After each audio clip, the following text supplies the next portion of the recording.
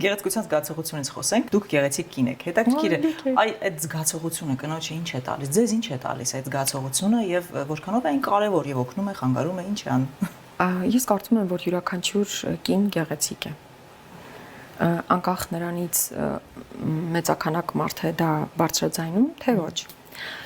Յուրաքանչյուր կին գեղեցիկ է յուրովի, բայց շատ կարեւոր է, որ դու ինքդ գիտակցես, որ դու գեղեցիկ ես, իբրև կին։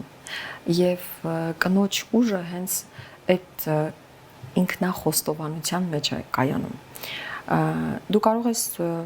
դիմագծեր համաչափ չունենալ, կարող ես բարձրահասակ չլինել, մոդելային